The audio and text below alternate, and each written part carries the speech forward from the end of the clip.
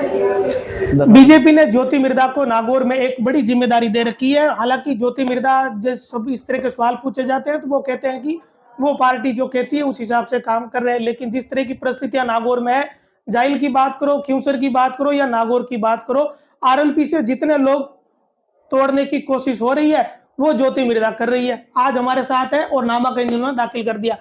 नामांकन आपने दाखिल कर दिया तो क्या एक लक्ष्य रख लिया कि आरएलपी को जितना तोड़ सके उतना तोड़ोगे?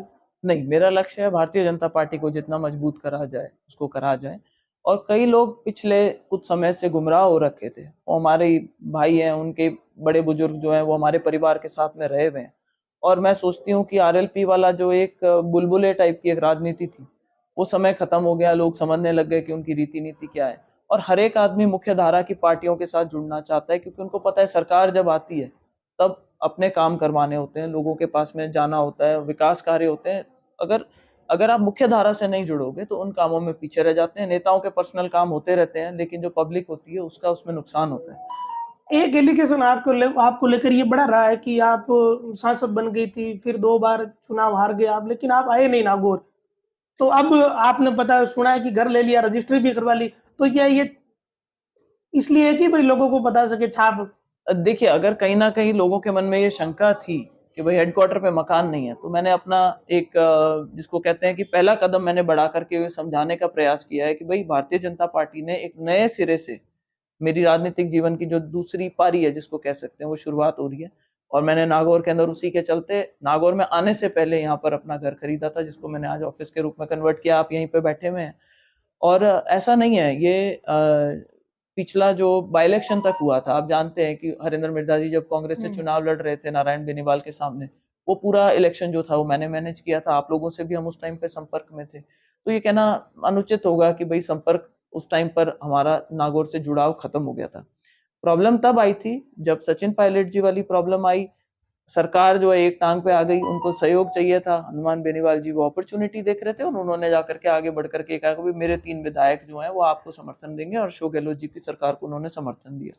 उसके बाद में सारे जो घटनाक्रम जो रहा है वो आप लोगों से छाना नहीं है। और फिर कांग्रेस की जो अनदेखी थी वो इस वजह से हो रही थी, हम हमारे कार्यकर्ताओं के काम नहीं करवा पाते थे हमारे ही राज में। तो वो एक तरीके से मेरा एक यूं कह लीजिए प्रोटेस्ट का तरीका था कि अगर आप अपने ही नेताओं की, अपने ही कार्यकर्ताओं की अगर अनदेखी करेंगे एक छोटे से फायदे के लिए, तो उसका खामियाजा भुगतना पड़ेगा। वो अपॉर्चुनिटी मुझे मिली जब भारतीय जनता पार्टी ने मुझे बुला करके कहा कि आप पार्टी ज्वाइन कर लीजिए। तो अब एक नई पारी है और उसको हम अलग तरीके से खेलेंगे। और इस बार हमारा विचार ये है कि भाई जो भी कोई जिस तरीके की भ्रांतियां लोग फैला सकते हैं, उनको पब्लिक के अंदर एक कॉन्फिडेंस आना जरूरी है। और मैं उनको आपके माध्यम से वो कॉन्फिडेंस देना चाहती हूँ कि मैं अपनी जिम्मेदारी से कभी पीछे नहीं हटती। आज पब्लिक अगर मेरे लिए एक कदम बढ़ाएगी तो ज्योति मिर्धा का ये ध्येय रहेगा कि भाई मैं आगे 4 कदम बढ़ा करके और उनके लिए मदद कर सकूं, आगे उनके काम करवा सकूं। जो खिंवसर के बीजेपी के प्रत्याशी रेवतराम डांगा, वो आरएलपी में एक समय एक मजबूत खूंटे की तरह थे, मजबूत माने जाते, इनको बीजेपी में कैसे जोड़ा? किस तरह की परिस्थितियां रही जो अचानक से वो बीजेपी में आ गए?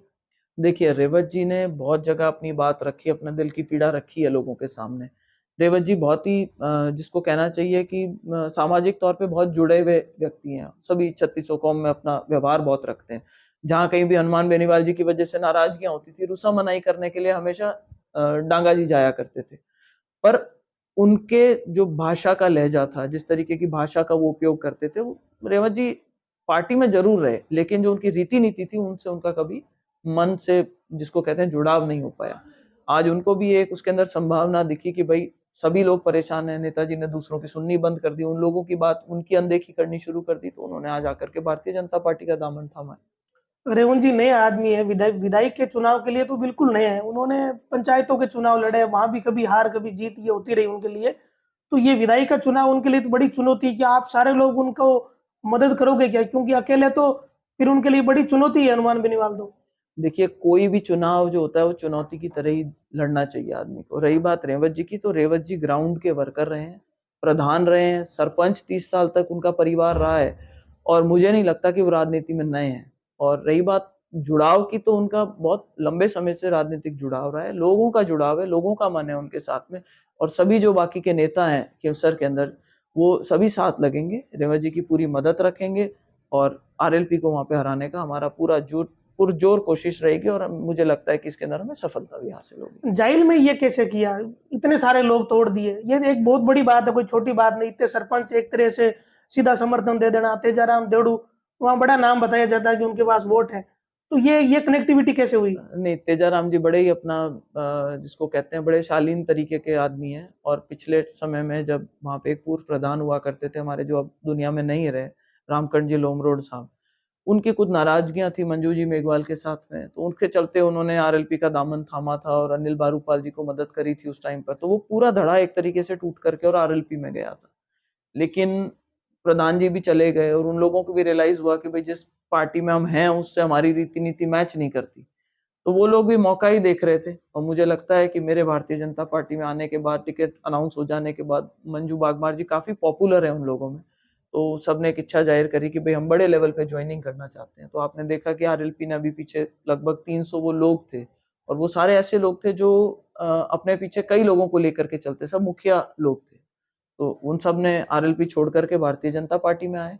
एकदम से माहौल चेंज हुआ। कल जब उन्होंने अपना नामांकन भरा, उससे पहले जो सरपंच संघ था जो उनसे काफी नाराज चल रहा था, उन्होंने पहले डिमांड भी करी थी कि भाई आप नया कैंडिडेट दे दे कांग्रेस पार्टी हमारे को, तो हम उसके साथ में लग लेंगे। तो उनका एक लोकल विरोध था जो कि शायद दोनों चीजों का तालमेल बन के आज जो माहौल है जायल में वो बहुत मंजू बागमार जी के फेवर में है और मुझे लगता है कि उनकी बड़ी अच्छी मार्जिन के साथ में जीत हुई है। आरएलपी के लिए आपने गिरोह जैसे शब्द का उपयोग किया, ये क्यों करना पड़ा?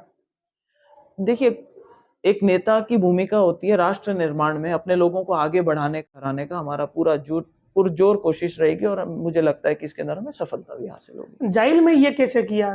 इतने सारे लोग तोड़ दिए, ये एक बहुत बड़ी बात है, कोई छोटी बात नहीं। इतने सरपंच एक तरह से सीधा समर्थन दे देना, तेजाराम देवड़ू वहाँ बड़ा नाम बताया जाता है कि उनके पास वोट है, तो ये कनेक्टिविटी कैसे हुई? नहीं, तेजाराम जी बड़े ही अपना जिसको कहते हैं बड़े शालीन तरीके के आदमी हैं और पिछले समय में जब वहाँ पे एक पूर्व प्रधान हुआ करते थे हमारे, जो अब दुनिया में नहीं रहे, रामकंठ जी लोमरोड साहब, उनकी कुछ नाराजगियां थी मंजू जी मेघवाल के साथ में, तो उनके चलते उन्होंने आरएलपी का दामन थामा था और अनिल बारूपाल जी को मदद करी थी उस टाइम पर, तो वो पूरा धड़ा एक तरीके से टूट करके और आरएलपी में गया था।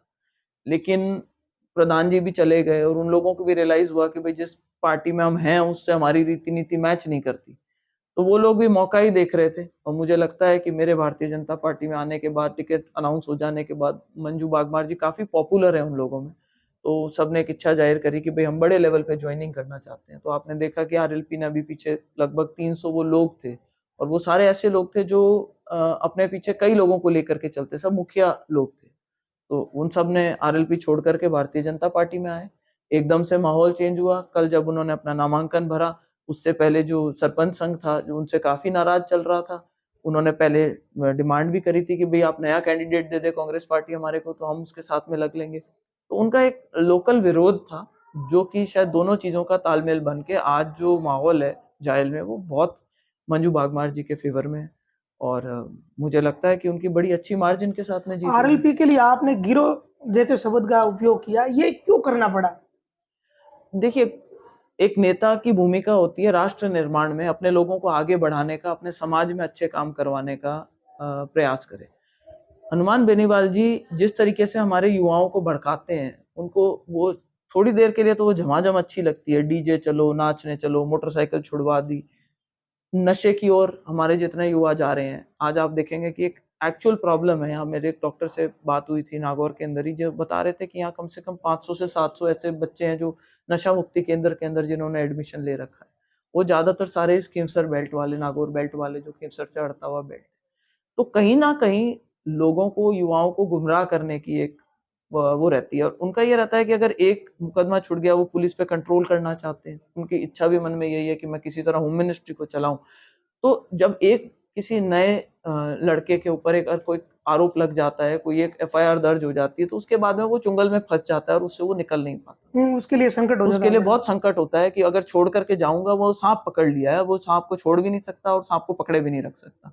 तो हमारे युवा इसमें उलझे हुए हैं एक अभी। हनुमान बेनीवाल 15 सालों से एक आरोप लगाते रहते हैं कि जब से उन्होंने राजनीति शुरू करी विधायक बनने के बाद, कि मिर्दा परिवार ने यहाँ कुछ नहीं किया। जो पुराने नेताओं का जिक्र करके नाथूराम जी का, सड़कें ही नहीं बनवाई, लाइट नहीं आई, कि वो डराते थे लोगों को, पुराने भाषणों का वो जिक्र करते हैं, वो अलग भाषा में।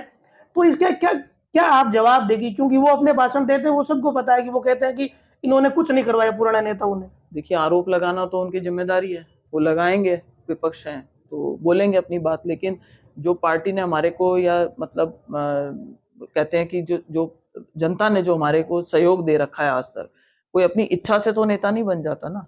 अगर बलदेव राम जी मिर्धा ने, अगर नाथूराम जी मिर्धा ने, अगर रामनिवास मिर्धा जी ने, अगर रिचपाल मिर्धा जी ने, हम लोगों ने राजनीति करी है तो वो जनता के सपोर्ट पे करी है, कोई वोट छीन करके नहीं लाया जा सकता।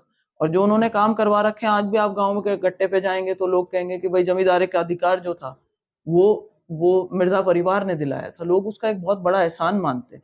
मिर्धा परिवार हम लोगों को एक पहचान जो दी है वो नागौर की जनता ने दी है। आज एक ऐसा रिलेशनशिप है हमारा नागौर की जनता के साथ में कि इनकी वजह से हमें पहचान मिली है और हम यहाँ पे काम कराना चाहते हैं लोगों के। आप 4 पुश्तों में राजनीति के अंदर रहे हुए हों और उसके ऊपर कोई मतलब आरोप नहीं लग सके, आप मुझे बताइए कितने ऐसे परिवार होंगे आज की तारीख में हिंदुस्तान में या दुनिया भर में।